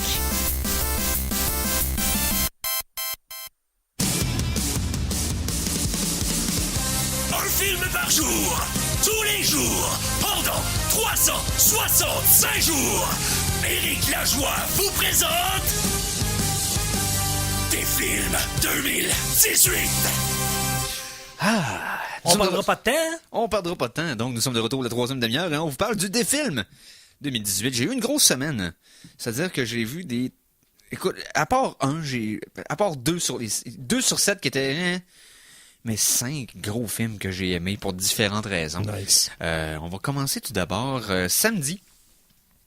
Très tard après le show de la semaine dernière, je me suis ramassé à 1h30, 2h du matin à me dire « Ah, c'est vrai le film. » Est-ce que ça m'arrive à quelques reprises en passant d'oublier il faut que j'écoute un film par jour. OK? Oh, oui. C'est qu'à un moment donné, tu passes sur d'autres choses, tu fais de quoi, puis là tu fais « Oh non, mon film! » Ben oui. C'est ça. Fait que c'est ça. Je dirais que ça... Mélangé avec une insomnie chronique, là, je peux pas dire que ça me donne une qualité de vie extraordinaire, mais ça l'achève. Donc, on va dire ça comme ça. J'ai écouté Columbus, qui est un film de... Comment il s'appelle? Yogo Chaga? Peux-tu me trouver le nom sur IMDb? Jamie pull that up, c'est ce que je suis en train de faire. Référence à Rogan. Mais non, c'est ça, Columbus, mettant en vedette John Cho. Kogonada, qui est un essayiste sur le cinéma, dans le fond, qui sévissait sur les internets, entre autres, faisait des vidéos, des essais vidéo sur le 7e art. Et il essaie de réaliser son premier film avec John Cho, qui est un drame très, très, très, très modeste. C'est très... à très basse envergure.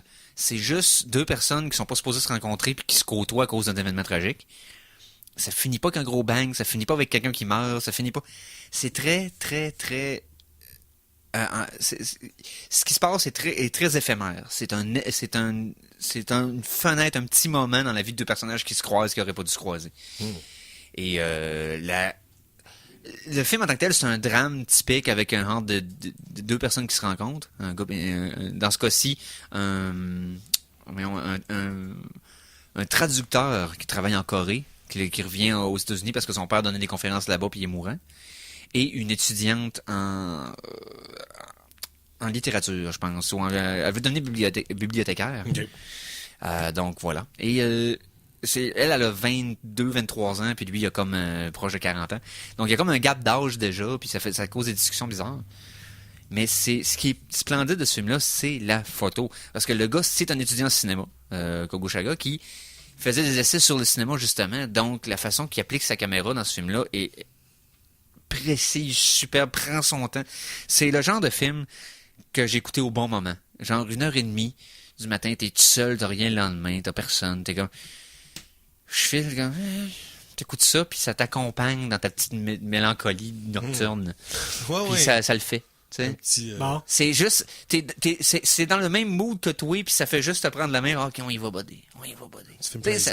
Ouais. C'est film d'accompagnement. Ouais, tu fais quand il mouille, puis c'est pas grave qu'il mouille. Tu t'en viens vraiment avec des skills de sommelier du film, quoi. Sérieusement, là? Non, mais Mais ça va pas trop fort dans les émotions, un peu comme dans la vraie vie. La vraie Exact. vie n'est pas tout le temps super dramatique. Des fois, c'est juste Exactement. des petits moments, le fun, puis qui sont pas trop le fun non plus. Non, Juste... puis en même temps, les drama queens de ce monde, on se rend compte que souvent les gens vont essayer d'imiter ce qu'ils ont vu dans les films en étant plus mélodramatiques qu'ils devraient l'être quand il y a quelque chose en vraie vie. Ça fait du bien de voir un film qui fait l'inverse, qui essaie d'être plus crédible dans ses réactions émotives. Je suis curieux, Donc, je suis curieux de la performance d'acteur de John Cho qu'on a pu connaître dans, dans White les- Castle Oui. et dans Guantanamo et tout ça. Shaw est solide. Il Ok. est très solide. C'est de loin le meilleur showcase pour lui, là. C'est le meilleur endroit où c'est qu'il peut montrer ce qu'il est capable de faire, mais c'est un rôle qui est très, très... qui est pas extravagant. Là. Oui, Ok, pas on s'entend. explosif, c'est vraiment subtil. Mais le puis gars c'est- est très, très crédible, puis il le fait, là. Ben, Il est solide. je te conseille, il est un peu moins bien noté Oui. métascorement, mais Searching est sorti cette année. J'ai avec, entendu John parler Cho. j'ai eu de bons mots sur ce film-là, sur Searching. Donc, je vais y jeter un coup d'œil, mais que ce soit disponible, c'est sûr. Donc, on continue avec dimanche.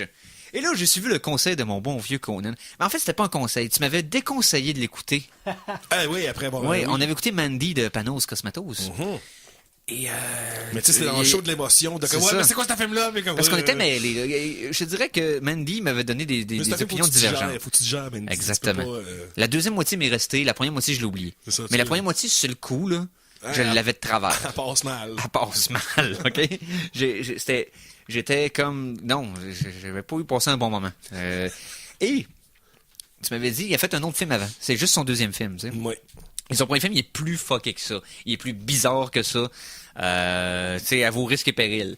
Et moi, t'as fait comme, ouais. Et j'ai écouté Beyond the Black Rainbow, sorti en 2010, un film canadien, non? Ce que j'ignorais. Et... Mais je pense que Pano, c'est canadien. Oui. Oui. En tout cas, Grec-canadien, Ouais, je pense. c'est gréco-canadien. Bref, c'est un film de sci-fi atmosphérique qui, aller jusqu'aux 15 dernières minutes, est extraordinaire. Extraordinaire dans le sens que il y a rien de directement littéral dans ce film-là. Beaucoup de métaphores, pas de métaphores, excuse, beaucoup d'abstraits, Ouais. beaucoup de symbolisme. Symbolisme, ouais. Beaucoup de non-dits. C'est-à-dire que il y a une transition vers là, puis la caméra décide de le montrer de cette façon-là. OK, pourquoi qu'on voit ça de même? Pose-toi pas cette question-là. On voit ça de même. Ouais. Pourquoi les scènes de 1970 sont dans... OK, ferait vomir quelqu'un qui fait qui fait le white balance pendant un shot de caméra. Parce que c'est inondé de blanc, probablement pour mettre les acteurs plus jeunes, parce qu'il n'y avait pas les moyens de les maquiller plus jeunes. OK. C'est peut-être juste ça. Mais ça donne juste des silhouettes noires qui font juste comme... Ils sont surexposés. C'est vraiment bizarre. Là, C'est tu sais. vraiment bizarre, mais tout fit dans cette atmosphère-là. La musique est débile. Débile. est extraordinaire. débile. J'allais dire un terme que je devrais pas dire pour Ah! décrire de la musique. Hey, Mais elle est tellement bonne que j'en ai amené. OK. Nice. Ben oui, ça fait que, direct que j'ai fini d'en parler, on va y aller en musique. Puis tu disais le white balance Oui. à cause qu'il voulait rajeunir les... Ben oui, un très, très maigre budget pour ce film-là. Oui. Oui, c'est 1 quasiment... million 100 000. C'est quasiment un film indépendant. Tu sais, comme, Ouais, c'est ouais. garanti que c'était lui avec les acteurs. C'est comme, le budget a été pour les acteurs puis pour louer la place parce que c'est comme Ouais. lui qui a filmé ça avec sa caméra. Tu veux dire, c'est garanti que c'est Oh, c'est ouais. indie là, comme affaire. Là. Mais, je vais lui donner quelque chose d'extraordinaire. Ce film-là reproduit la qualité d'un film des années 80. Pas la qualité, je parle de niveau d'appréciation. Je parle le grain d'un film des années 80. Là. Ce film-là a l'air d'un film qu'on a trouvé qui a été filmé dans le temps. Pas Ok. d'un film qui essaie de... Tu sais, Grindhouse, les films de Tarantino et Rodriguez, que c'est des films Que que tu ça vois essaye. qui sont clairement modernes, mais qui ont rajouté des grains old school pour faire un rang de Ouais, petite non, nostalgie. non, là, c'est Ils ont pas ça, jauni le film. C'est ça. Ouais. Mais Panos, hein, On avec dirait que- Beyond the Black Rainbow, on dirait qu'on est sur des caméras, juste des caméras d'époque, juste de l'équipement d'époque, juste de l'éclairage d'époque. On dirait. Ça donne complètement le mode de voir un vieux film. Et là, je le compare pas à Kubrick, loin de là, mais c'est un des rares films qui m'a rappelé ce genre de mood-là. Ben, tu sais, les armures de Sergeant sont vraiment pas inspirées de l'armure de 2001. La C'est scène, du Ah oui. costume de 2001. Et la tu sais. scène de départ, quand la fille était sur sa chaise dans le genre de cube de verre, puis qu'il y a un gars qui y parle en avant avec le saut, ça répète une scène tournée par Kubrick dans Ah un de oui. ses films, puis Ah ça oui. aurait fait comme je suis pas surpris. Ouais, ouais. Et c'est Il y a un c'est sens esthétique qui C'est est ça, vraiment le là, là. sens esthétique de Cosmatos c'est extraordinaire. Là, autant, j'ai vu ces deux films, j'ai vu Cosmatos, j'ai vu Mandy, puis là j'ai vu celui-là. les 15 dernières minutes, c'est de la boîte. C'est de la boîte parce qu'on a l'impression que c'est fait forcer par quelqu'un. OK, finis le film là. Faut Hein? finir, Ouais, puis là, ce serait cool que mes 2 cousins qui écoutent du métal, ils puissent être dans ton film parce que c'est nous autres qui ont fourni à panel pour traîner ton stock. Fait qu'on dirait que c'est fait forcer avec un gun pointé sur la tempe pour finir le film de façon lamentable. Mais bon, OK. C'est parce qu'elle sort d'où c'est qu'elle est prisonnière. Puis ce qui se passe dehors, c'est pas long, mais c'est comme, hein? Pourquoi? Mais, okay. Dans ce film-là, il y a l'utilisation de drogue quand même assez sévère. Est-ce que c'est la même chose pour Mandy? Est-ce qu'il y a de la drogue dans oui. Ben oui. C'est un LSD mélangé avec du sang humain. Ah, OK. Ouais. C'est une recette de LSD qui prennent du sang d'une certaine type de personne. OK, c'est bizarre, Mandy. Ouais, mais okay. Mais Beyond the Black Rainbow, j'ai adoré l'esthétique de ce film-là. Il y a 2 scènes qui vont me rester dans la tête jusqu'à ma mort, OK? De un, je vais parler de la deuxième scène, c'est-à-dire le flashback de 1966, le rituel, qui est... encore une fois, je vais comparer avec Kubrick, ça m'énerve de faire ça, mais juste le genre d'impact dans ce film-là, cette scène-là, a le même vibe que la scène finale dans 2001, l'Odyssée de l'espace, quand tu te mets à voir les étoiles, puis ça vient hallucinant, et le monolithe aura le gars couché, puis après ça, le Star Child. Ce bout-là qui devient complètement psychédélique, tu sais pas ce qui se passe. Il y a une scène similaire au milieu de Beyond the Black Rainbow qui frappe. Okay? Par son imagerie, par la façon que ça a été créé, puis ça me... Puis c'est tout des effets pratiques qui auraient pu être faits dans le temps. Ouais, c'est comme des réactions chimiques filmées de proche. C'est des affaires vraiment, là, c'est pas du CGI, c'est des vraies réactions chimiques. C'est c'est de la débrouillardise peu. C'est ça. Là. Mais le film n'explique rien. Le film te donne aucun backstory sur personne. Le film te dit pas pourquoi telle personne est rendue telle place ou fait ça à quelle personne. À rien. Bâtis toi le background que tu veux sur ce qui se passe dans le film. Parce que lui, il te le fournira pas. Mais c'est plus une question d'atmosphère puis de style que de substance en tant que tel. J'ai vraiment aimé ça. Je l'ai plus aimé que Mandy. Globalement, mais la fin de Mandy est bien plus satisfaisante. Bien plus satisfaisante. Ben oui. Donc, allons-y en musique tout de suite. Ouais. La chanson de la semaine 3!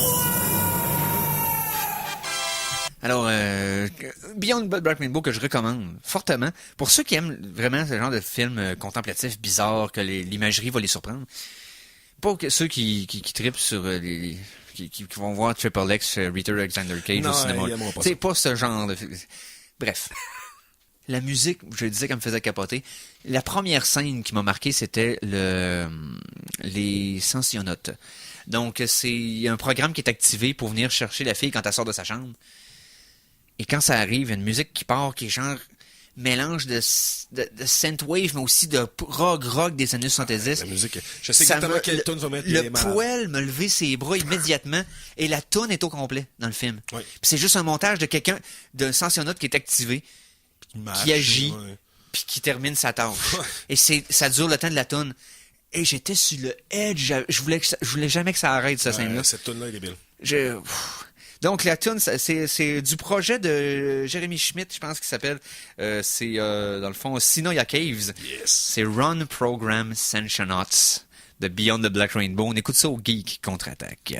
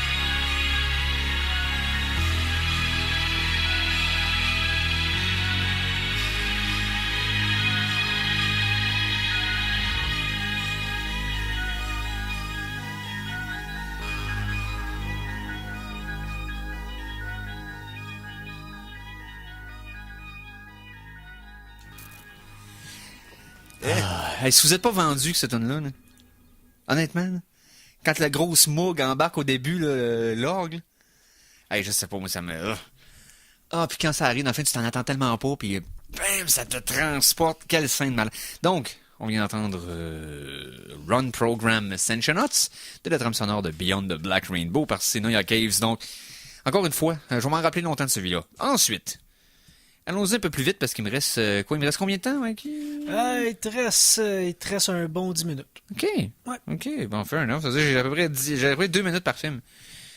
On va commencer par le fait que ce vendredi sortait sur Netflix All the Dark, qui était le 4e film de Jérémy Saulnier. Le nom le plus québécois de l'histoire du... Des réalisateurs pas québécois pendant tout. Exact. Et on avait parlé de façon... on en avait parlé précédemment de Jérémy Saulnier, qu'on en avait parlé d'une couple de ses films dans le temps. Et il y en a fait 4 jusqu'à maintenant. Ils sont tous sur Netflix, by the way. Mm-hmm. Oui. Nice. Les 4 sont sur Netflix Canada. Murder Party, Blue Ruin, Murder Green Party, Room. ce film-là est vraiment le fun. Ok. L'as-tu vu? Pas encore. Sérieusement, là? C'est le seul qui me reste à voir. J'ai vu 3 autres. Ça, c'est le parfait exemple d'un bon film étudiant dans tout le meilleur que ça peut être. Tu sens Ok. que c'est pas trop le gros budget, c'est des jeunes qui se font du fun, mais ça vraiment... genre, je vais l'écouter pour l'Halloween. Je vais l'écouter en octobre, c'est garanti. Ah, ben oui, ok. Garanti. Je vais faire la même chose, c'est bon. Donc, c'est ça. Ces 4 films sont disponibles. J'avais adoré Blue Ruin. Et en préparation d'Old the Dark, je me suis dit, il m'en manquait un à voir. Ben, là, j'aurais pu écouter Murder Party. Remarque que je l'ai pas fait. Mais j'ai écouté quand même Green Room. Mais Green Room. Hein? Tu nous en avais parlé de solide. façon détaillée au show quand tu l'avais vu, t'avais capoté. Mon Dieu Seigneur, que ce movie-là, ce film-là, il ne passe pas par 4 chemins pour passer son message. Non. C'est que prisonnier dans un bar où ce que des néo-nazis avec des machettes menacent de mettre fin à tes jours, comment est-ce que tu peux camoufler les blessures que c'est PG-13? Tu ne peux pas. Non. Donc, ce que tu vois arriver, c'est... mon Dieu, Seigneur. Oui, la violence, elle m'a choqué un peu. Là, trompez-vous pas, là. C'est pas des longs plans séquences de 3 minutes de temps à voir du sang dans notre face. C'est très court. Mais c'est que la caméra se tasse pas quand il y a une blessure. Non, exact. Elle met pas l'emphase non plus. C'est ça l'affaire, c'est que le film, c'est pas un film d'horreur. C'est juste que la caméra, si elle est là, elle reste là. Mais elle vient pas faire un gros plan sur une blessure. Je sais pas ce que vous comprenez ce que je veux dire. C'est juste que quand ça exploite pas tant. Exactement, c'est juste que quand la violence est là, la caméra reste là. C'est ça. Elle fait pas un détour pour se tasser. Et on voit, exemple, quelqu'un qui se fait sauter dessus par un chien de garde. Les chiens, hein. Puis là, tu vois quelqu'un dont le cou ressemble à quelqu'un qui a punché n'importe à la viande, d'après. Là. Steak haché. C'est ouf. Ouais. Puis j'aime vraiment, tu sais, moi l'affaire qui m'a comme fait tomber en amour avec le band, parce que tu sais, c'est quand même, c'est important que tu prennes pour les petits, tu sais, les protagonistes, c'est un groupe de punk, très très marginal, très, on veut pas rentrer dans le système, on veut pas être vendu, on crée pas ça aux réseaux sociaux, fait que les gens faut qu'ils nous voient en show d'attitude, puis c'est du bouche à oreille. Puis il arrive dans un bar qui est néo-nazi, là. Puis la première tune qu'ils font, c'est une tune des Dead Kennedys. Oh ouais, c'est... Qui est nazi... Nazi punk, fuck off and die. Ouais, c'est ça. Ça, je sais qu'en fait, OK, ces kids-là sont fearless, je les adore, let's go. Puis, ça, puis t'as Anthony Yelchin, qui est dans son dernier rôle de protagoniste au cinéma, avant sa mort. Vraiment... Quelle mort plate. Quelle mort imbécile. Ah, vraiment, là, en plus. Il méritait tellement pas. C'est pas un overdose, c'est pas Non, c'est juste son truc reculé dessus. Ouais, le bric-à-brac est mal. Too bad. On va recaler ces trucs-là, ça a l'air. Mais il y a aussi Maybe de Arrested Development qui joue là-dedans. Oui, puis il était bonne là-dedans. Oui, il était bonne là-dedans. là-dedans. Et Patrick Stewart en chef des néo-nazis qui est comme wow. Tellement calmant. Non, sortez, là, on va juste vous parler. Le gars, il est juste comme complètement pragmatique. Mais c'est pour ça qu'il est encore... C'est tellement le meilleur choix parce que, tu sais, il y a rien de plus terrifiant que quelqu'un qui est en contrôle et qui prend son temps. C'est comme, non, mais on va juste vous parler. Venez-vous-en. Ben, moi, je suis complètement en confiance avec quelqu'un qui me parle calmement. Même si j'ai à mourir, c'est parce que j'ai à mourir, il le sait. C'est très hot. La fin, la dernière réplique du film m'a fait éclater de rire. Écoute, c'est tellement... C'est comme... C'était pesant ce que t'as vu, puis elle vient juste mettre un bon sur OK, c'est correct, on peut comme passer à la vie de courante. Quelle belle dernière réplique. Qui est un lien avec un des running gags dans le film par rapport au Desert Island Band. Oui. Puis la dernière réplique, elle fait référence à ça, puis c'est comme... ça fait du bien. Donc, Green Room, j'ai beaucoup aimé ça. Autre film extraordinaire que j'ai vu cette semaine, Hacksaw Ridge, mardi. Mel Gibson de retour après Apocalypto. C'était comme quasiment 15 ans de gap. Ouais, ça fait longtemps qu'il a fait un film. Ça faisait longtemps. Ben, ça fait longtemps pas parce qu'il voulait pas. Non, il n'y avait pas le projet, tu sais, qui le... Non, mais je pense après moi qu'il se faisait un peu bloquer la route par des SGW. Ouais. Des SJW. En tout cas, ça a été compliqué. Là. Ok, je comprends qu'il y a eu des propos qui étaient complètement pas de bon sens, mais c'est quand même juste des propos. Ouais, non, c'est ça. Il a pas frappé. Tu sais, il a pas. Non. Il a pas brûlé personne. Mais il a pas il est pas frappé. revenu avec sa femme d'ailleurs, je sens que oui. sa affaire s'est réglée avec sa femme-là. Il a juste dit des effets pas d'allure. Quand il était Qui chaud, fait pas raide. ça? Il est Qui fâché, fait pas ça? Ouais, c'est ça, il était fait ça toutes fâché les puis chaud. semaines. Voilà. Donc, Hacksaw Ridge, qui est très bien acté par Andrew Garfield. J'ai pardonné bien des défauts au gars en écoutant ce film-là. Le Hey, gars, il est légitime. Là. Surprenant là-dedans. Là. Il est bon au bout, là, puis il très le rend bon. super bien. Parce qu'il aurait pu tellement tomber dans le condescendant. Moi, je ne suis pas violent. Moi, je suis un pacifiste. Moi, je mets mes médicaments à jour. Vous autres, ouais. Moi, je ne suis pas un animal. OK? On dit un animal. Vous êtes des animaux. Ouais, non. T'as c'est- fait une faute. c'est comme- Je suis meilleur que vous. C'est comme qu'il dit non, il dit c'est tu sais, tout le monde s'entretue, moi je veux juste rapprocher. Il dit comme il y a comme une petite phrase qui justifie Ouais. toujours mais Ben, la phrase qu'il dit, je pense, pendant la cour martiale, dans le fond, qui fait tellement de sens que t'es comme, tu peux-tu vraiment être en désaccord avec le gars? non, pourquoi parce qu'évidemment il se promène lui, il y a pas de fusil. Puis non seulement il y a pas de fusil, il ne veut pas entrer. Tu sais c'est comme c'est un lui, c'est objecteur dit. moral, c'est quoi son C'est un observateur consciencieux qui appelle en anglais. Je sais pas c'est quoi le vrai terme en français. Objector. Objector. Puis, à l'armée, dans le fond, c'est que lui, il veut être médic, donc il ne veut pas utiliser d'armes. Donc, pendant l'entraînement, il a refusé d'apprendre à servir d'une arme, mais là, ça a créé la controverse, tout ça. Puis c'est une histoire vraie, by the way. Mais le gars a sauvé la vie d'un paquet de gars dans une circonstance qui est horrible. 80 personnes. Ouais, c'est ça. Puis ces 80 personnes en passant, c'est l'estimé entre ce que lui a dit qu'il a fait Ouais. et ce que les témoins ont dit qu'il a fait. Ouais. Lui a dit qu'il en a sauvé une cinquantaine, les témoins disent c'est entre 150 puis 200, fait qu'ils ont dit on va mettre 80. Objecteur de conscience. Objecteur de conscience, voilà. C'est un white mage, le gars. Ah, regarde, clairement, c'est clairement. tellement bon. Hein. J'avais oublié parce que ça faisait trop longtemps que Gibson est tellement un bon réalisateur. Là. Pour moi, je pense que ce film-là, ça a été le meilleur film de guerre qui était détrôné seulement par voyons. Récemment, là, qui est sorti là, avec les avec Churchill là, qui pas Churchill, Ah, mais- ok, voyons, Dunkirk. Dunkirk, merci. Oh oui, ça fait partie des gros films depuis Mais- quelques années, là, moi, avec tu vois, Fury aussi. Ouais, Avec, tu sais, il mais y en a une Hacksaw couple de- Ridge m'a vraiment montré comme OK, tu sais, le Yes. vrai chaos de la guerre, Ah oui. mais Dunkirk. Ouais. Bon, il me reste 3 minutes pour les 3 prochains. Hey. Donc, on va y aller avec Best Friends. Écoutez pas ça. Écoutez Ça, le c'était- volume 2. Attendez le volume 2. Ouais, attendez le volume 2, j'imagine que tout se passe là. C'est le projet de Greg Sestero et Tommy Wiseau, de retour ensemble après The Room. Mais cette fois-ci, c'est Sestero qui a écrit le script au lieu de Wiseau. Puis s'il pense qu'il est meilleur que... Nos c'est- pires craintes ont été confirmées. C'est-à-dire qu'ils essayent d'être ce qu'ils étaient en sachant ce qu'ils sont. En tout cas. Non. Ouais. C'était un mauvais moment. Et j'ai écouté ça avec un autre fan de The Room. On était des gars vendus et T'imagines à quel point ça doit être douloureux. Là. T'as réussi à pas être capable de vendre un verre d'eau à un assoiffé. OK? Tu sais, le gars dit non. Donc, Lone Survivor jeudi. Film de Peter Berg, le directeur, qui était anciennement acteur. Le protagoniste dans Shocker quand j'étais kid, un de mes films. Nice. Que je tripais de Wes Craven. C'est un de mes films préférés La d'horreur. pochette est vraiment Ah, bonne. écoute, Elle est vraiment la bonne. trame sonore, man. En tout cas, moi, quand j'étais kid, c'est un de mes plaisirs coupables, là, mes 5 films d'horreur préférés ever. Donc, Lone Survivor, Mark Wahlberg, Yes. Taylor Kitsch, le tout le temps fiable Ben Foster. Écoute, ce film-là, cinématographie est malade, parce que tous les plans de caméra sont tellement calculés. Puis quand j'expliquais à un de mes amis avec qui je l'écoutais, à chaque fois qu'il y avait une shaky cam, ce n'était jamais qu'une seule scène, parce que la scène, ensuite, la caméra était fixe, et c'était un establishing shot. Donc, ça veut dire que tu te ramassais pas désorienté. Aussitôt qu'il a commencé à avoir beaucoup de mouvements dans la caméra, c'était suivi d'un plan fixe pour te replacer dans le contexte. Ça, c'est bien utilisé, la shaky cam. Et il y a peu de directeurs qui l'utilisent, qui savent l'utiliser. Puis ce qui est le fun, tu sais, c'est ça, réalisé par Pete Berg. Oui. Pete Berg qui fait des films quand même très, très... Basés sur des faits vécus. Oui, puis très, très militaire. Dans le sens Oui. que je sais pas si lui a fait Ouais. l'armée personnellement, mais la plupart des affaires qui parlent de militaire, c'est tout legit. Les techniques qu'ils utilisent, Oui. les affaires qu'ils font, c'est ça qu'ils font vraiment dans l'armée. Vraiment Ouais, cool c'est pour ça. Oui, c'est ça, basé des faits vécus encore. Un très solide. Puis ils ont même donné un rôle au vrai Lone Survivor qui fait un genre de figurant Ah parmi ouais? les soldats au Ah début ouais? du film. Puis Nice. je l'ai reconnu quand ils ont montré les photos à la fin. Mais non, une façon de montrer l'intensité du combat qui est extraordinaire. Ah, puis il y a Emile Hirsch aussi. Emile là-dedans. Hirsch, ouais. Ah, malheureusement, un autre qu'on a perdu, Ouais. qui était bon lui aussi. Il était bon aussi. Mais très bon. Lone Survivor, c'est bien meilleur que ça devrait l'être. Ça, c'est comment installer de la tension 101. OK? OK. Puis de la maintenir jusqu'à la fin, c'est malade. Et le dernier film que j'ai vu cette semaine, c'est Old the Dark. C'est pour ça que j'avais écouté Green Room, qui est sorti hier sur Netflix. Donc, je l'ai écouté comme la journée de la sortie. Conan a écouté une partie, lui, est obligé de taper out. Ouais, j'étais pas dedans. Fait que je voulais, tu sais. Ah, il est pas mort, Emile Hirsch. Excusez. Ouais, non, il est pas mort. Il est pas mort. C'est qui est mort d'abord? Sûrement quelqu'un d'autre. Donc, Old the Dark, qui est basé sur un livre. C'est le premier film de Jérémy Saulnier qui est basé sur un script que lui n'a pas écrit. Ça a été ça la... OK.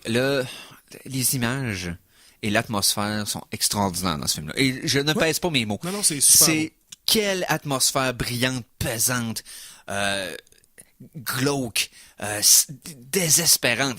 C'est tellement bien buildé. C'est un film de rescue là, en territoire alaskien. Hein? C'est ça, un peu. Ça donne une vibe à la Wind River au début. Mais le film est slow. ouais. Mais trop slow. Mais ça a pas de sens. Même pour quelqu'un qui aime les films plus artsy, entre guillemets, dans le fond, les films qui sont plus avant-gardistes et qui sont plus marginaux, hein? Ces films marginaux, tu sais, qui vont être habitués à un rythme plus lent. Tu sais, j'avais adoré The Witch, puis c'est un film qui est réputé pour être un film lent, puis il y a beaucoup de monde qui n'ont pas aimé ça. Old the Dark bat des records. Il a testé ma patience comme je pensais pas qu'il allait tester. Il est bon, mais il est long. Tabarnouche, puis ça, pour pas grand-chose à la fin, mais il est bon pareil, je sais pas quoi penser. Ouais, je vais l'écouter. Mais la scène du milieu, la scène de juste avant que t'aies arrêté, c'est ça. c'est malade. Je sais qu'il y a de bonnes scènes, mais je me dis pas oui, rendu là. cette scène-là, malade. Il y a une scène de massacre dans le film qui arrive, qui est surprenante. Oh, Donc, ok. voilà. Ah, je viens de dire qu'il y a un mais massacre. je sais que ce sera pas des cadeaux qui vont se donner, là. Non, c'est ça. Hey, en tout cas, la tonne de générique joue, fait qu'il faut qu'on s'en aille. Merci beaucoup à Conan. Merci à toi, mon cher. Merci beaucoup à Mikey. Ben, ça m'a fait plaisir et restez des nôtres parce que ça sera Cité Latina dans quelques instants. Yes! Alors, sur ce, on se revoit en octobre. On se repogne la semaine prochaine. Salut les geeks!